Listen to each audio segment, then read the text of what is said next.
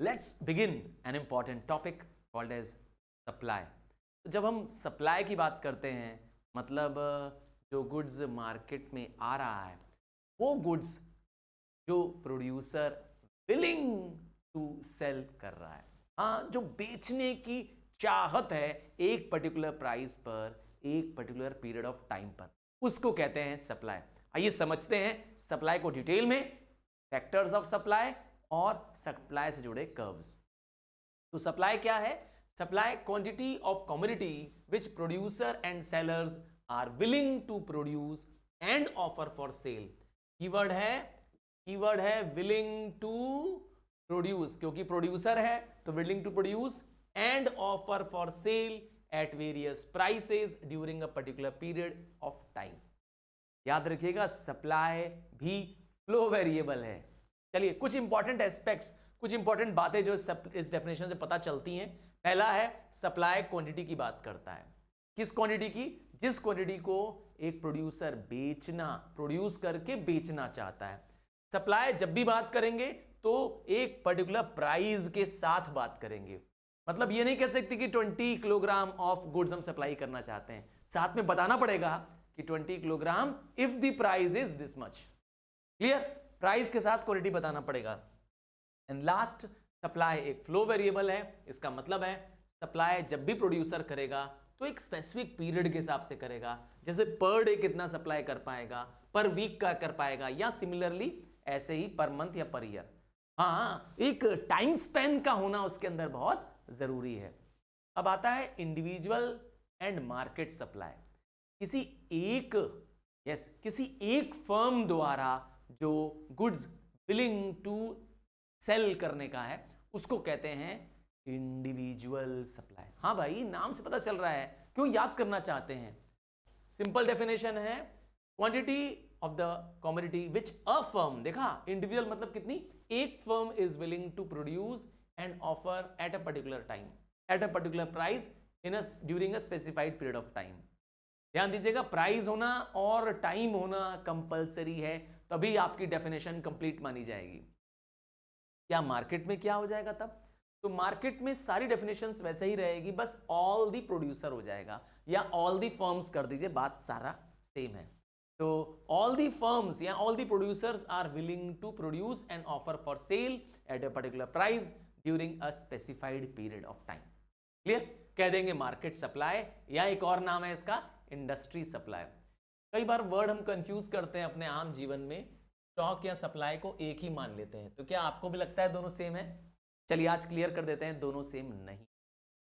Supply एक flow concept है, जो एक फ्लो वेरिएबल है, टाइम पीरियड पे डिपेंडेंट है, जबकि stock at a point of time measure किया जाता है और supply over a period of time measure किया जाता है। चलिए थोड़ा सा बुकिश लैंग्वेज में बताते हैं। स्टॉक जब बात करते हैं तो टोटल क्वांटिटी की बात करते हैं। टोटल कितनी क्वांटिटी है जो अवेलेबल है एक प्रोड्यूसर के पास एक गिवन टाइम पर। चलो एक एग्जांपल से समझाते हैं। हाँ, एक एग्जांपल समझाते हैं। तुम पहुंच गए रेस्टोरेंट में, हाँ तुम पहुंच गए रेस्टोरेंट में। उस रेस्टोरेंट में 100, ध्यान से सुनिएगा, 100 बर्गर्स बनाने के बन्स अवेलेबल हैं। कितने मैंने बोला? 100 बर्गर्स के लिए वो जो बन होते हैं जिसमें बर्गर बनता है ना, वो अवेलेबल है। आपको कितना चाहिए? आपको चाहिए 2 बर्गर, एक तुम खाओगे एक तुम्हारा दोस्त खाएगा। तो जो तुमको इस समय रेस्टोरेंट वाला दे रहा है बर्गर, वो उसका सप्लाई है एक पर्टिकुलर प्राइस पर, है ना। लेट्स से तुमको 40 रुपए वाला बर्गर चाहिए तो वो 2 बर्गर देने को तैयार है। किसी को 50 रुपए वाला बर्गर चाहिए, लेट्स से चीज बर्गर है, वो 10 बेचना चाहता है। तो वो जो सप्लाई करना चाहता है पर्टिकुलर प्राइस पे, वो उसकी सप्लाई है, पर किसमें से सप्लाई कर रहा है? Out of that total stock, जो 100 बर्गर का स्टॉक है उसके पास। अब क्लियर? हाँ, अब नहीं भूलोगे। तो स्टॉक बड़ी चीज होती है, ठीक है, क्लियर है। और सप्लाई बात करते हैं तो supply is only the part of it. किसका part? Part of the stock, जो कि प्रोड्यूसर अभी बेचना चाहता है, जो विलिंग है इस समय मार्केट में लाने के लिए, बेचने के लिए, क्योंकि उस पर्टिकुलर प्राइस पे वो उतना ही बेचने को तैयार है। नेक्स्ट, स्टॉक की जब भी बात करते हैं तो वो टोटल अमाउंट, टोटल क्वांटिटी की बात करता है। और जबकि सप्लाई क्या होता है, उस टोटल स्टॉक का एक छोटा सा पार्ट होता है। दोनों में डिफरेंस है, याद रखिएगा। एक ठेले वाले के पास, हाँ, जहां पर फल बिक रहे हैं, लेट से एक स्टॉल है, एक मैंगो का ठेला वाला है ना, आम के ठेले लगे हुए हैं, जैसे आम में फल के ठेले लगे थे ना, तो उस पर आप देख रहे हैं खूब सारे आम लगे हुए हैं। चलो अज्यूम करता हूँ उसमें 20 किलो मैंगो रखे हुए हैं, तो वो जो ठेले वाला है उससे कहो भैया पूरे ठेले का आम सारा हमें दे दीजिए, तो वो रेडी हो जाएगा। तो वो जो अभी बेचना चाह रहा है, जो ऊपर आपको दिख रहा है उसके ठेले पर, वो उसका सप्लाई है। बट ध्यान से सुनिएगा, बट उसके पास बहुत सारे कैरेट्स या कार्टन्स होंगे या कोरिगेटेड बॉक्सेस होंगे जो वो घर पे रखा होगा, जो अपने वो गोडाउन में रखा होगा, किसके लिए, अगले दिनों के लिए। वो क्या है कि वही है स्टॉक, वो जो टोटल है क्वांटिटी उसके पास बेचने के लिए। ठीक है, आइए, सप्लाई किस पे डिपेंड करती है, तो सबसे पहला फैक्टर है सप्लाई डिपेंड करती है प्राइस पर। हाँ, प्राइस ऑफ द कमोडिटी पे डिपेंड करती है। और बेसिक रूल क्या है, price and quantity supplied are directly proportional. मतलब प्राइस इंक्रीज होगी, सप्लाई इंक्रीज होगी। ये क्यों सर, ऐसा क्यों चाह रहे हैं? देखिए बेसिक रूल क्या है, सप्लाई प्रोड्यूसर के नज़र से, सेलर के नज़र से सोचना है, कंज्यूमर की नज़र से नहीं सोचना है। तो जैसे ही प्राइस इंक्रीज हो जाएगी, एक सेलर भी ज़्यादा विलिंग टू सेल हो जाएगा, ज़्यादा ऑफर करना चाहेगा मार्केट में। क्यों? क्योंकि इसका प्रॉफिट मार्जिन। समझ गए? तो बेसिक रूल समझ गए, प्राइस पे डिपेंड करता है, डायरेक्टली डिपेंड करता है, प्राइस इंक्रीज, सप्लाई इंक्रीज। और किस पे डिपेंड करता है, गोल ऑफ प्रोड्यूसर पे डिपेंड करता है। गोल, हाँ, प्रोड्यूसर्स कई सोच वाले होते हैं ना, हाँ, उनके गोल्स होते हैं अपने। कुछ प्रोड्यूसर्स ऐसे होते हैं जो प्रॉफिट मैक्सिमाइजेशन करना चाहते हैं, बोलते हैं बेचूंगा तो ऊंची कीमत पे बेचूंगा, सस्ती कीमत पे नहीं बेचूंगा। तो प्राइस कम होती है, नहीं बेचते, कम बेचते हैं। हाँ, आईफोन महंगा है तभी बेच रहे हैं, मर्सिडीज। तो गोल्स क्या है उनका, प्रॉफिट को मैक्सिमम। अब ये लोग क्या करते हैं, जब प्राइस हाई होगी तो ही हाई सेल करेंगे, प्राइस लो होगी तो कम सेल करेंगे या नहीं बेचेंगे। हाँ भाई, कुछ ऐसे प्रोड्यूसर्स होते हैं, और कुछ उल्टे भी होते हैं। उनका गोल क्या है, सेल मैक्सिमाइजेशन। क्या चीज, सेल मैक्सिमाइजेशन। ये कैसे प्रोड्यूसर होते हैं, ये कैसा गोल है, ये लोग सोचते हैं कि जैसे दाम कम हो जाएगा, जैसे दाम कम रखेंगे, उतना ज्यादा मार्केट को हम कवर कर लेंगे। प्रॉफिट मार्जिन कम रखना चाहते हैं, पर पूरे मार्केट को क्या करना चाहते हैं, कैप्चर कर लेना चाहते हैं, सेल मैक्सिमाइजेशन। तो ऐसे गोल्स पे डिपेंड करता है प्रोड्यूसर के। ठीक है ना, किस तरह का गोल है उसका, प्रॉफिट मैक्सिमाइजेशन है कि सेल मैक्सिमाइजेशन है, और उस गोल के हिसाब से वो क्या करते हैं, सप्लाई करना चाहते हैं। फिर डिपेंड करता है सप्लाई इनपुट पर भी। इनपुट मतलब होता है सप्लाई करने से पहले एक प्रोड्यूसर को क्या करना होता है, रॉ मटेरियल चाहिए, टूल्स चाहिए, लेबर चाहिए कि नहीं चाहिए, उन सबको कहते हैं इनपुट। तो अगर इनपुट, सोचिए, बनाने के लिए जो सामान चाहिए, लेबर चाहिए, रॉ मटेरियल चाहिए, है ना, इक्विपमेंट चाहिए, ये अगर महंगे हो जाएंगे तो प्रोड्यूसर का प्रॉफिट मार्जिन कम हो जाएगा। नतीजा, he will be willing to supply less. और उसका उल्टा कर दो, समझ गए? तो इसका मतलब है इनपुट प्राइस इंक्रीज होगी, सप्लाई क्या हो जाएगी, डिक्रीज हो जाएगी, क्योंकि उसका प्रॉफिट मार्जिन कम हो जाएगा। नेक्स्ट है price of the related goods. कई सारी चीजें प्रोड्यूसर को साथ में करनी होती। रिलेटेड गुड्स मतलब होता है जैसे सब्स्टिट्यूट गुड्स। एक एग्जांपल देता हूं, अगर प्राइस ऑफ टी इंक्रीज होने लगेगा, ध्यान से सुनिएगा, सप्लाई ऑफ कॉफी डिक्रीज हो जाएगी। सर वो कैसे? देखिए, जैसे ही प्राइस ऑफ टी इंक्रीज होने लगेगा, तो जो कॉफी के भी सप्लायर्स होंगे वो टी के काम में आ जाएंगे, क्योंकि टी में मार्जिन ज़्यादा होगा, प्राइस इंक्रीज हो रही है, तो टी की तरफ चले जाएंगे। नतीजा कॉफ़ी का क्या हो जाएगा, सप्लाई फॉल हो जाएगा। तो दूसरे कम्युनिटी पर भी क्या करता है, सप्लाई डिपेंड करता है। दूसरे कम्युनिटी मार्केट में किस प्राइस पे बिक रहे हैं, उनका रिलेशन क्या है, कॉम्प्लीमेंट्री गुड है कि सब्स्टिट्यूट गुड्स है। चलिए, दूसरा आता है टेक्निक ऑफ प्रोडक्शन। तो प्रोड्यूसर कौन से टेक्निक से प्रोड्यूस कर रहा है। अगर प्रोड्यूसर के पास जो प्रोडक्ट है वो हैंडमेड है, नेचर पे डिपेंडेंट प्रोडक्ट है, तो इसकी सप्लाई बहुत ज़्यादा इंक्रीज नहीं कर सकते, इवन प्राइस इंक्रीज होने पे। हाँ, इवन प्राइस इंक्रीज होने पे। अब एग्जांपल देता हूँ कि हमारे फार्मर्स हैं, वो फार्म में क्या उगाते हैं, लेट्स से पोटैटो उगाते हैं। आलू उगाते हैं। तो अब हम फार्मर्स को ज़्यादा पैसा भी दे देंगे तो क्या हो जाएगा, आलू ज़्यादा उग जाएगा क्या? अरे भाई, it will take its own time. उसको जो सीज़न होगा, हाँ, उसका जो क्रॉपिंग सीज़न होगा, उस क्रॉपिंग सीज़न के बाद ही तो मिलेगा। तो कुछ चीज़ें क्या करनी पड़ेगी, देखा ना, आपको डिपेंड कर रही है नेचर पर। अगर वो ट्रेडिशनल चीज़ें हैं, जैसे हैंडलूम का चीज़ है, जो हाथ से बनाने वाला चीज़ है, अब इसका सप्लाई आप ज़्यादा भी करना चाहेंगे तो आप नहीं कर पाएंगे। उसी तरह से उल्टा कर दो, कुछ चीज़ें होती है जो मशीन पे, टेक्नोलॉजी पे डिपेंड करती है, जिसका आउटपुट डिपेंड मशीन पे कर रहा है। तो नई और मॉडर्न टेक्निक का यूज़ करेंगे तो आउटपुट क्या हो जाएगा, सडनली इंक्रीज कर जाएगा। ज़्यादातर इंडस्ट्रियल प्रोडक्ट्स का एग्जाम्पल आप ले सकते हैं। तो supply can be increase by using new and better machines. फिर कुछ डिपेंड करता है सप्लाई किस तरह की इंडस्ट्री है। अब सोचिए एक मोनोपोली है। मोनोपोली मतलब होता है single seller in the market. एक ही प्रोड्यूसर या सेलर है मार्केट पे। अब वो जानता है कि मैं ही अकेला हूं, तो वो जानबूझ क्या करता है, सप्लाई शॉर्ट रखता है। मार्केट में गुड्स ज़्यादा सप्लाई नहीं करता है, क्योंकि उसको मालूम है कि मैं अकेला ही हूँ मार्केट में, और मैं गुड्स को शॉर्ट सप्लाई करके अधिक कीमत लोगों से, हाँ, वो प्रॉफिट मैक्सिमाइजेशन कर सकता है बहुत इजीली, हाई प्रॉफिट्स कमा सकता है कम सप्लाई करके भी। जबकि एक कॉम्पिटिटिव मार्केट हो, जैसा कि मेरा आपका मार्केट है आजकल, हाँ, जहाँ लार्ज नंबर ऑफ सेलर्स हैं, तो वो एक दूसरे को हराने के लिए तो क्या करते हैं, प्रॉफिट कम भी कर लेना चाहते हैं, प्राइस रिड्यूस भी करना चाहते हैं और सप्लाई बढ़ा भी देते हैं। हाँ भाई, आज का युग ही ऐसा है। तो स्ट्रक्चर ऑफ इंडस्ट्री पे भी डिपेंड करता है कि सप्लाई कैसा होगा। एक और पॉइंट कर लेते हैं, 7वां पॉइंट कर लेते हैं, टैक्सेशन और सब्सिडी पे डिपेंड करता है। जैसे टैक्स अगर किसी चीज़ पे बढ़ा दिया जाए, तो जब टैक्स बढ़ा देंगे, ज़्यादातर सरकार, आपको मालूम ही है, ऐसे गुड्स जो लग्जरी को ज़्यादा बिलोंग करते हैं, जो रिच लोग ज़्यादा लेते हैं, सरकार उस पर टैक्स ज़्यादा लगा लेती है। हाँ, जैसे महंगी गाड़ियाँ, सिगरेट्स, है ना, नशे की चीज़ें। तो सप्लाई ऐसा क्यों करती है गवर्नमेंट, ताकि सप्लाई इसकी सरकार रिड्यूस करना चाहती है। और वैसे तो सरकार का मेन मकसद होता है रेवेन्यू अर्न करना। तो टैक्सेशन की वजह से क्या होता है, इसकी प्राइस इंक्रीज हो जाती है।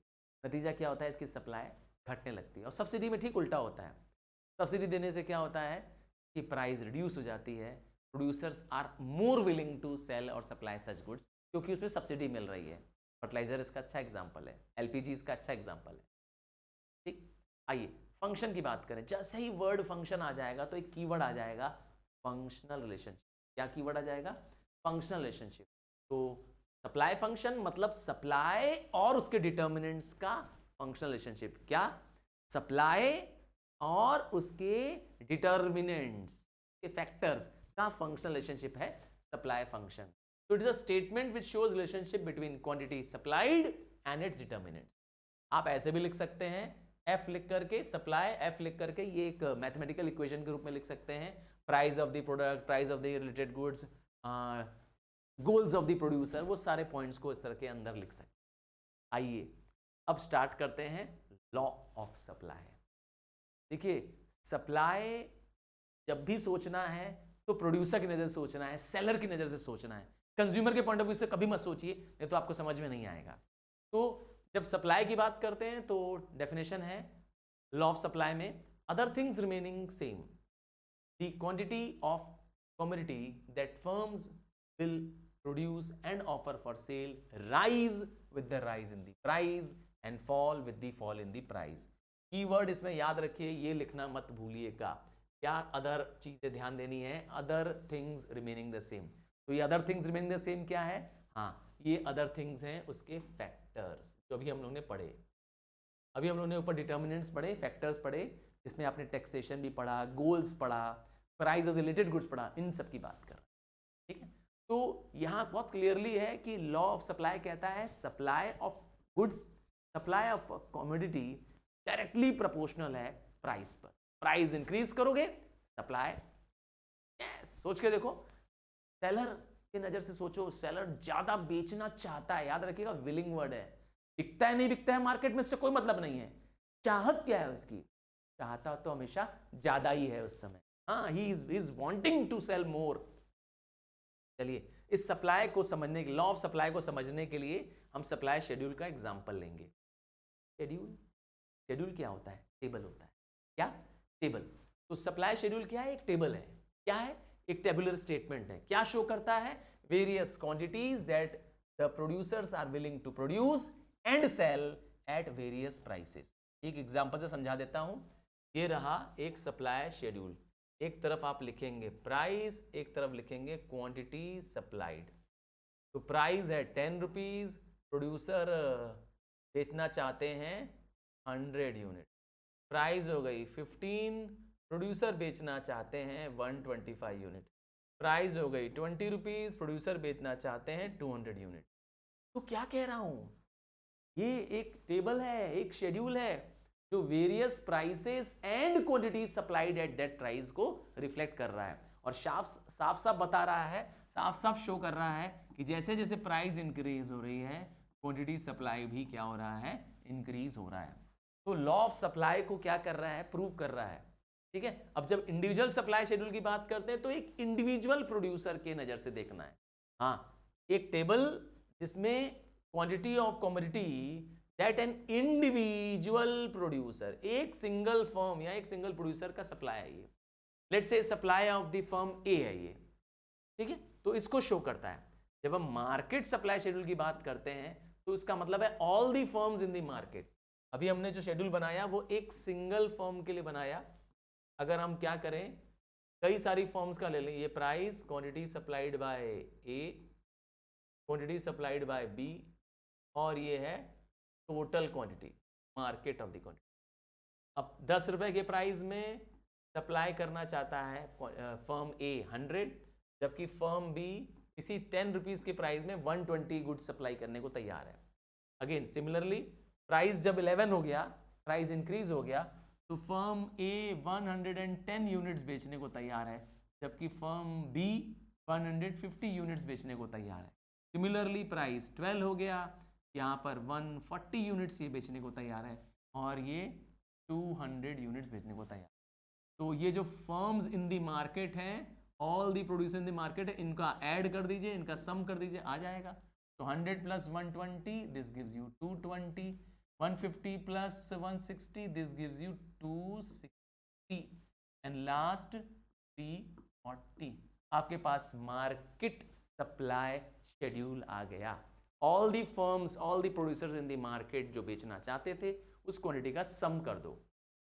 चलिए, अब लॉ ऑफ सप्लाई, जब हम बात करते हैं लॉ ऑफ सप्लाई की, तो law of supply positive show करता है, पॉजिटिव कर्व शो करता है और positive relation between the price and the supply quantity supplied show करता है। ठीक है, अब आता है सर ये क्यों सर ये पॉजिटिव रिलेशन क्यों शो करता है, why does supply curve rises from left to right upward, क्यों सर ये पॉजिटिव क्यों है? आओ 3 रीजन दूंगा। पहला रीजन बताता हूं कि प्राइस जैसे जैसे इंक्रीज होती है प्रॉफिट भी इंक्रीज, और हर प्रोड्यूसर क्या चाहता है, हर व्यापारी क्या चाहता है, सोचिए हर व्यापारी, हर बिजनेसमैन क्या चाहता है, सीधा सा रूल है, वो प्रॉफिट कमाना चाहता है, तभी तो बिजनेस कर रहा है वो। तो इसीलिए क्या करना चाहता है, price high supply high, basic सा नियम है। ठीक है ना, so higher is the prices greater is the incentive for producer to produce and supply more. एक रीजन ये मिल गया कि क्यों प्राइस इंक्रीज पे ज्यादा सप्लाई हो जाती है। दूसरा रीजन है, जैसे जैसे प्राइस इंक्रीज होता है, ध्यान दीजिएगा, जैसे जैसे प्राइस इंक्रीज होता है तो cost, marginal cost of production भी राइज होने लगता है। क्या चीज, um, marginal cost of production भी क्या होने लगता है, राइज होने लगता है। सर ऐसा क्यों? एक बेसिक रूल अप्लाई होता है, लॉ ऑफ डिमिनिशिंग रिटर्न्स। क्या चीज, लॉ ऑफ डिमिनिशिंग रिटर्न्स, जिसका मतलब होता है एक प्रोड्यूसर, ध्यान से सुनिएगा, एक प्रोड्यूसर ने सोचना है, एक producer would be prepared to produce and supply large quantity only, कब, only at a higher price so as to cover the higher cost of production. क्योंकि जब वो प्रोडक्शन ज्यादा बढ़ाने लगता है तो उसके प्रोडक्शन के कॉस्ट पहले तो डिक्रीज होते हैं, बट ग्रेजुअली क्या होने लगते हैं, फिर राइज होने लगते हैं। इसी का नाम रखा गया है डिमिनिशिंग मार्जिनल रिटर्न्स। तो कॉस्ट हाई होने लगेंगे तो उस कॉस्ट को कवर करने के लिए उसको ज्यादा प्राइस चाहिए ही चाहिए, इसीलिए प्राइस इंक्रीज सप्लाई। तीसरा और आखिरी रीजन दे रहा हूं, क्यों प्राइस इंक्रीज सप्लाई इंक्रीज। तो रीजन है, a rise in the price would give incentive, मतलब बढ़ावा। क्या, किसको बढ़ावा मिलता है, कौन इससे एक्साइटेड हो जाता है, हाँ एनकरेज हो जाना, इंसेंटिव मतलब बढ़ावा, मैं लिख दे रहा हूं बढ़ावा, याद रहेगा तुम। हाँ, अब ये हिंदी वाला बढ़ावा तो मेरा पक्का याद रहेगा। यहाँ तब एनकरेजमेंट मिलता है। किसको एनकरेजमेंट मिलता है? Not only to the existing producer, क्योंकि उनके ज़्यादा क्वांटिटी बिकने वाले हैं, बल्कि नए प्रोड्यूसर्स भी अब आ जाते हैं जब क्या होता है मार्केट में प्राइस राइज होने लगती। नए प्रोड्यूसर्स भी प्रॉफिट मार्जिन के चक्कर में अच्छा प्रॉफिट कमाने के लिए क्या करते हैं, इस मार्केट में चले जाते हैं। नतीजा सप्लाई बढ़ जाती है। आइए, टाइम का क्या रिलेशन है सप्लाई के साथ? है रिलेशन, बताता हूं क्या रिलेशन है। पहला रिलेशन है मार्केट पीरियड की नज़र से देखा जाए। जब हम मार्केट पीरियड की बात करते हैं तो ये सबसे मिनिमम टाइम पीरियड है जब supply can not be changed. एक ऐसा पीरियड, सबसे शॉर्ट पीरियड मैंने बोला, वेरी शॉर्ट पीरियड, एक ऐसा पीरियड जब सप्लाई क्या होती है, चेंज हो ही नहीं सकती। हाईलाइटेड किया मैंने, इस पीरियड में सप्लाई क्या होगी, फिक्स होगी। जैसे मैंने एग्जांपल दिया कि एक स्टॉल है, एक ठेला लगा हुआ है, उस ठेले पे आम रखे हो, हाँ, फल वाला ठेला है कोई, मैंने एग्जांपल मैंगो का दे दिया। तो जितना भी स्टॉक है उसके पास इसी समय तुरंत, वही आपको अभी दे पाएगा। वो जो उसके घर में रखा है या उसके खेतों में जो आम लगा हुआ है या उसके गोडाउन में जो रखे हुए हैं, वो अभी आपको नहीं दे पाएगा, क्योंकि उसके लिए तो वहां जाना पड़ेगा उसको। तो अभी जो दे पाएगा ये है मार्केट पीरियड। ठीक है, it is the supply, maximum supply, that is the stock of the goods which already has been produced. ये वो गुड्स है जो पहले ही तैयार है, प्रोड्यूस्ड है, अब वो आपको अभी बेच सकता है। हाँ, ठीक है ना। ज़्यादातर मैंने एग्जांपल दिया, ये किस पे अप्लाई होता है, पेरिशेबल गुड्स पे। जैसे मैंने अभी थोड़ी देर पहले मैंगो का एग्जांपल ले लिया, सब्जियों का भी एग्जांपल ले सकते हैं। शॉर्ट रन क्या होता है? शॉर्ट रन मतलब एक ऐसा टाइम पीरियड जिसमें सप्लाई को थोड़ा एडजस्ट कर सकते हैं। कैसे एडजस्ट कर सकते हैं? सप्लाई को हम चेंज कर सकते हैं। कैसे? नंबर ऑफ आवर्स इंक्रीज करके चेंज कर सकते हैं, या नए और रॉ मटेरियल्स को ला करके इंक्रीज कर सकते हैं सप्लाई को। बट हम प्लांट साइज नहीं चेंज कर पाएंगे, फिक्स्ड फैक्टर को चेंज नहीं कर पाएंगे, सिर्फ वेरिएबल फैक्टर्स। हाँ, जैसे मैंने कहा लेबर को चेंज कर सकते हैं, numbers of hours of working change कर सकते हैं, शिफ्ट चेंज कर सकते हैं। तो शॉर्ट रन में क्या होगा, supply short run is not long enough for the firms to set up a new plant. पर शॉर्ट रन में इतना टाइम नहीं मिलेगा कि आप नए प्लांट ही सेटअप कर दीजिए, नई मशीनरी ले आइए, ना ना ना ना ना। तो supply is variable, it can be change up to a very very small amount. Next आएगा लॉन्ग रन। तो लॉन्ग रन मतलब समझ जाओ, एक ऐसा टाइम पीरियड जब फर्म नए प्लांट बना सकती है, इवन पुराने प्लांट्स को क्लोज कर सकती है। That means supply can be fixed और चेंज टू एनी एक्सटेंट। जितनी डिमांड होगी इंडस्ट्री की, सारी डिमांड को वो पूरा कर पाएगा। ठीक है, that means a change in the quantity supplied in the long run is possible. चलिए, ये सब तो हो गया सप्लाई और टाइम का क्या रिलेशन है। अब बताने जा रहे हैं कि सप्लाई कभी कभी एबनॉर्मली बिहेव करती है। आपने सप्लाई का कर्व देखा? नहीं देखा तो मैं दिखा देता हूं। सप्लाई का कर्व देखिए कुछ इस तरीके से होता है। सप्लाई का कर्व ये है, स्क्रीन पे देखेंगे, यहां पर एक्स एक्सिस पे क्वांटिटी सप्लाइड है, वाई एक्सिस पर प्राइस है, और सप्लाई कर्व है ये रहा, मैं लिख दे रहा हूं एस सप्लाई कर्व। ये है normal supply curve, left to right upward sloping curve है, पॉजिटिव स्लोपिंग कर्व है। ठीक है, बट एक्सेप्शन, सबसे पहला एक्सेप्शन है वर्टिकल सप्लाई कर्व। इसमें सप्लाई कर्व कैसा दिखेगा जरा देखिए तो, इसमें supply curve parallel to Y axis बन जाए। ये जो वाई एक्सिस है इससे पैरेलल सप्लाई कर्व बन जाएगा। इसका मतलब सप्लाई क्या है, कांस्टेंट है, क्वांटिटी सप्लाइड चेंज नहीं हो पा रही है। हाँ, ऐसा होता है कुछ कुछ कमोडिटीज में जिसमें क्वांटिटी को ना इंक्रीज और डिक्रीज कर सकते हैं, जैसे कि रेयर गुड्स, जैसे कि कोई क्लासिकल पेंटिंग्स, कोई पुराने हाथ से लिखे डॉक्यूमेंट्स, मैन्युस्क्रिप्ट, किसी की हाथ की लिखी किताब, हाँ, कोई रेयर पोस्टेज स्टैम्प्स, कोई ओल्ड कॉइन्स। अब तुमसे मांग ले मोनालिसा की पेंटिंग 10 ठो ले आओ, हम तुम्हें पैसा ज्यादा दे देंगे, क्या ला पाओगे मोनालिसा की पेंटिंग ओरिजिनल? नहीं ला पाओगे। क्यों? क्योंकि एक ही बनी थी, लियोनार्डो विंसी ने, हाँ, लियोनार्डो डी विंसी ने बनाई थी ना। हाँ हाँ, सुना होगा मोनालिसा की पेंटिंग के बारे में। तो एक ही तो पीसी है, तो सप्लाई इंक्रीज कर सकते हो, डिक्रीज कर सकते हो? नहीं, तो कांस्टेंट रहेगी सप्लाई। इसीलिए देखो सप्लाई कैसी एकदम स्ट्रेट लाइन बनी है, ये मैंने बना दिया सप्लाई कर्व, ये है वर्टिकल सप्लाई कर्व। कभी कभी सप्लाई कर्व बैकवर्ड भी चले जाती है। हाँ, जरा डायग्राम देखो तो, इस बार सप्लाई कर्व आपको क्या नजर आएगी, कुछ इस तरीके से, है ना। तुम कहोगे सर ये क्या बना दिया आपने? हाँ, सी को इन्वर्ट कर दिया, सी ऐसे बनाते हैं ना आप लोग, अब सी को उल्टा कर दिया, यहाँ देखिए बैकवर्ड स्लोपिंग सप्लाई कर्व क्या इंडिकेट कर रहा है, यहाँ पे लिखता हूँ वेज रेट देखिए, और यहाँ दिखा रहा हूँ क्वांटिटी ऑफ लेबर। ये एग्जांपल है, लेबर का सप्लाई दिखाना चाहता था आपको। तो क्या दिखाना चाहते हैं, ये प्रूव करना चाहते हैं कि शुरुआत में सप्लाई इंक्रीज हो रही है, बट सर्टन इंक्रीज के बाद, इसके बाद क्या हो रहा है, सप्लाई डिक्रीज हो रही है। लेबर के वेज रेट अगर इंक्रीज करने लगोगे तो शुरुआत में ज़्यादा लेबर मिलेंगे काम करने के लिए, ज़्यादा नंबर ऑफ वर्कर्स काम करने को तैयार हो जाएंगे, बट सर्टन इंक्रीज के बाद अगर आप और ज़्यादा वेज रेट देना चाहोगे तो वर्कर्स अब लेजर करना चाहेंगे, अपने एक्सेस इनकम को लेकर के आराम करेंगे, तो नंबर ऑफ आवर्स अब वो कम वर्क करना चाहेंगे। नतीजा क्या हो जाएगा, ये रहा, सप्लाई कर्व डिक्रीज हो जाएगा। इसीलिए बहुत ज़्यादा क्या करिए, लेबर को वेज रेट मत बढ़ाइए, वरना वो कामचोर हो जाएंगे। ध्यान दीजिएगा इसका बात का, ठीक है ना। तो सप्लाई बैकवर्ड चली जा रही है। आइए अब स्टडी करते हैं movement along the supply curve. दो चीज़ें पढ़ेंगे, पहला movement along the supply curve जिसमें लॉ ऑफ सप्लाई ऑपरेट करेगा। ध्यान दीजिएगा, लॉ ऑफ सप्लाई ऑपरेट करेगा, इसका मतलब है कि price is the only factor, price पे डिपेंड करेगा सप्लाई। ये हम पहला पार्ट पढ़ रहे हैं। इसके अंदर आएगा expansion in supply and contraction in supply.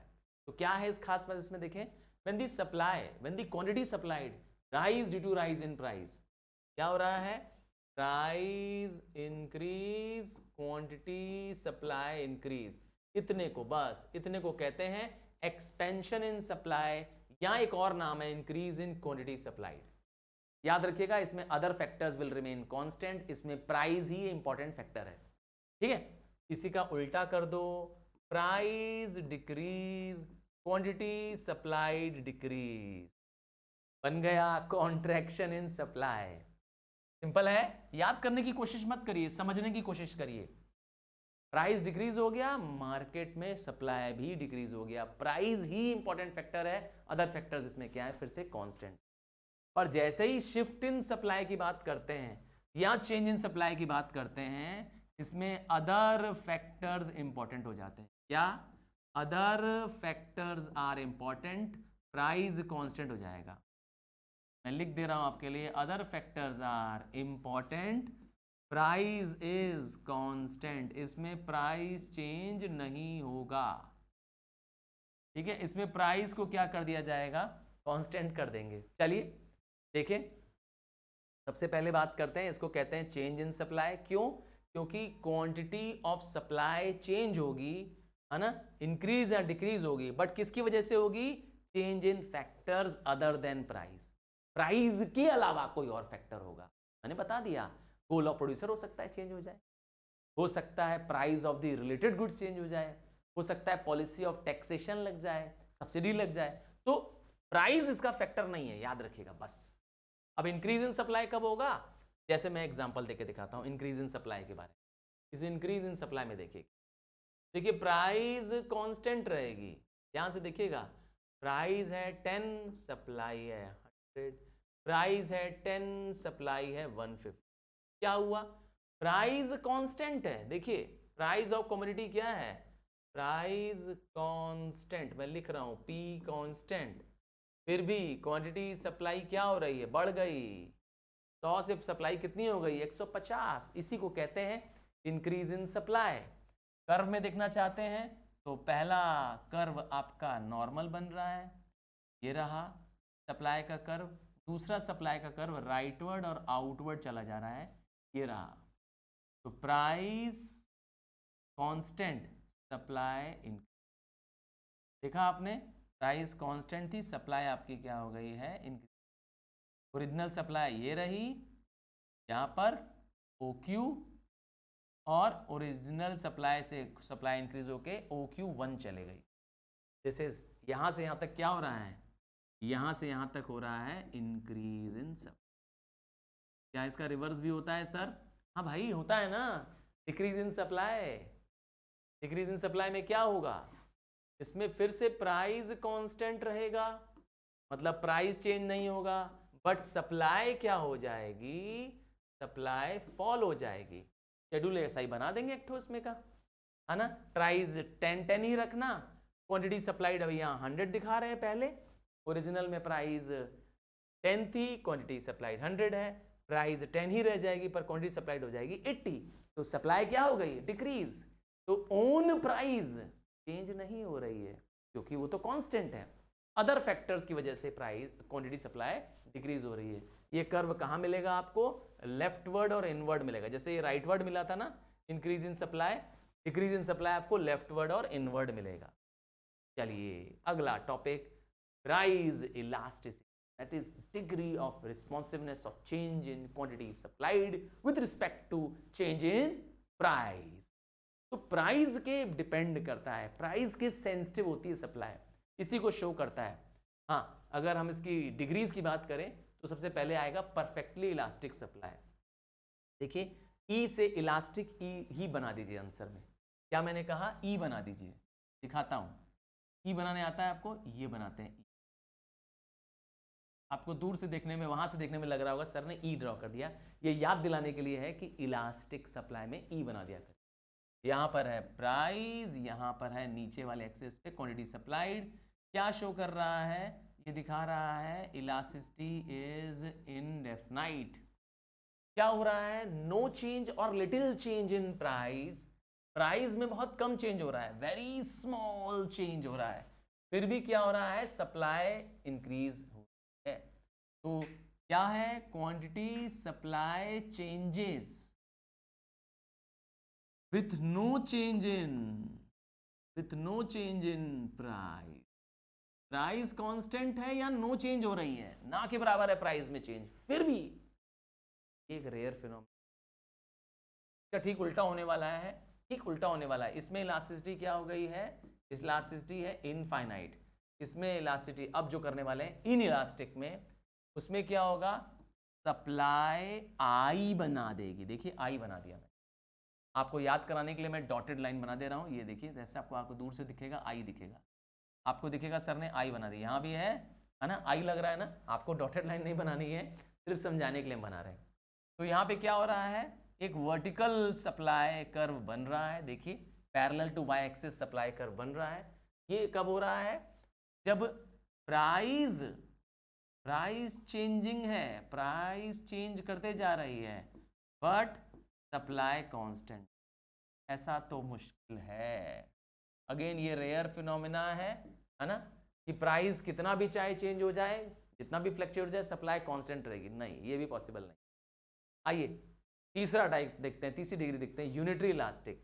इसमें क्या होता है, जितना percentage change in quantity supplied है उतना ही परसेंटेज चेंज इन प्राइस हो रहा है, या कह सकते हैं इलास्टिसिटी इसकी इक्वल टू 1 के बराबर होती है।